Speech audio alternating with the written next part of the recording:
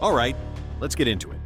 What we're seeing right now could be one of the biggest turning points in modern economic history.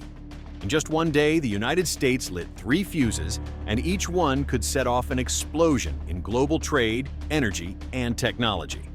For decades, Washington acted like the referee of the world economy. But today, the players are no longer listening, and the game is changing. So, what exactly happened? First, the U.S. escalated tensions with BRICS, the alliance of Brazil, Russia, India, China, and South Africa, a bloc that's growing stronger with every passing year as more countries line up to join. Second, it disrupted the global chip industry, the semiconductors that power practically everything we use: our phones, our cars, our appliances, even our military. And third, and maybe most surprising, it pushed one of its closest allies, India, toward the other side. This is a big deal because India was supposed to be Washington's anchor in Asia. For years, America counted on India to help counterbalance China. But tariffs, sanctions, and mounting pressure are now driving New Delhi closer to Beijing and Moscow. And here's why it matters. India was the only BRICS nation still actively supporting the US dollar in international trade. If India walks away, the dollar loses one of its last allies in the developing world. Let's zoom in on India for a second. The United States slapped tariffs on a wide range of Indian goods: medicines, electronics, even diamonds. Now, on paper, tariffs sound like punishment for unfair trade. But in practice, they may end up punishing Americans instead. Start with medicine.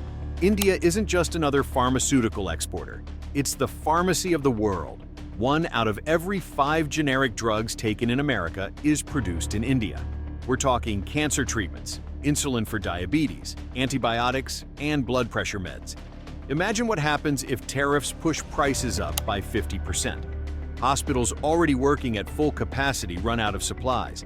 Pharmacies can't stock the basics. And ordinary Americans, millions of them, are suddenly forced to make impossible choices.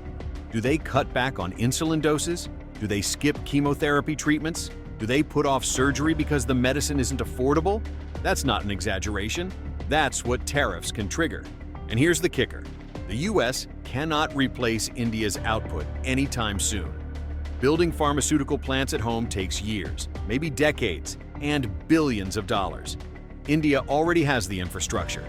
It's cheap, it's efficient, and it's global. If India decides to scale back exports out of frustration or retaliation, the American healthcare system would be in real danger. We're not just talking about higher prices. We're talking about shortages that could put lives at risk. Now let's talk diamonds. The U.S. buys nearly $24 billion worth of polished stones every year. Guess who does the polishing? India. And Trump's team has floated tariffs that could triple the cost. But here's what Washington seems to forget. India doesn't need America to sell diamonds. China and Hong Kong would happily buy them, strengthening the very BRICS partners Washington is trying to weaken. Every diamond that skips the U.S. market is more leverage for China, more revenue for BRICS, and less influence for America. Then there's oil. Since the war in Ukraine, India has been scooping up discounted Russian crude. For India, it's common sense. Cheap energy keeps the economy humming and inflation under control. For Washington, it's infuriating. Trump sees it as betrayal, as India siding with Moscow against the West. But here's the truth. Punishing India doesn't stop the oil trade. It just pushes India to deepen its partnership with Russia and China. So now, let's widen the lens. What's happening with India is just one piece of the puzzle. Take technology. Washington has been pressuring chip giants like TSMC in Taiwan and Samsung in South Korea to set up plants in the U.S. On the surface, this looks like a smart move to secure supply chains. But the reality is a lot messier. TSMC's Arizona project? Delayed, over budget, and struggling to find enough trained workers. Samsung's Texas plant? Same story. Why? Because chip making isn't just about factories. It's about an entire ecosystem. Suppliers, engineers, logistics. And Asia has spent decades perfecting it. America can't just snap its fingers and recreate that overnight. Meanwhile, China has turned U.S. restrictions into fuel for its own growth. Instead of slowing Beijing down, tariffs and bans are accelerating its chip industry. State-backed firms are merging, acquiring, and building like never before. And the results are already visible. SMIC, China's top chip maker, has managed to produce 5-nanometer chips, something experts once said was impossible without U.S. technology. Now it's happening, and it's happening faster than anyone predicted. Every new restriction only motivates China to go further. Instead of blocking China, Washington may be giving it the exact push it needed. Energy tells the same story. Remember when sanctions on Russia were supposed to strangle its energy exports? Instead, Moscow just turned east. The Power of Siberia pipeline is already pumping billions of cubic meters of gas straight into China. And the next one, Power of Siberia 2, will double that volume. This isn't a short-term patch. It's a long-term alliance. Russia is locking in China as its main energy buyer for decades to come. And China is thrilled. It's getting cheap oil and gas under long contracts, guaranteeing energy security at a time when the rest of the world is paying more. Think about the implications. Every barrel of Russian oil flowing into China fuels its factories, powers its cities, and supports its military. Meanwhile, American consumers face higher gas bills, and Washington's leverage over global energy markets weakens by the day. This is more than a trade shift. It's an energy realignment that could shape the balance of power for the next half-century. Now, tariffs. Trump has floated a 60% tariff on all Chinese imports. That's hundreds of billions of dollars worth of goods. Clothes, electronics, household items, you name it. But let's be clear, tariffs aren't paid by foreign governments. They're paid by importers, and that cost gets passed down to consumers. In other words, it's a tax, and American families pay it. The more tariffs, the higher the grocery bill, the higher the rent, the higher the cost of living.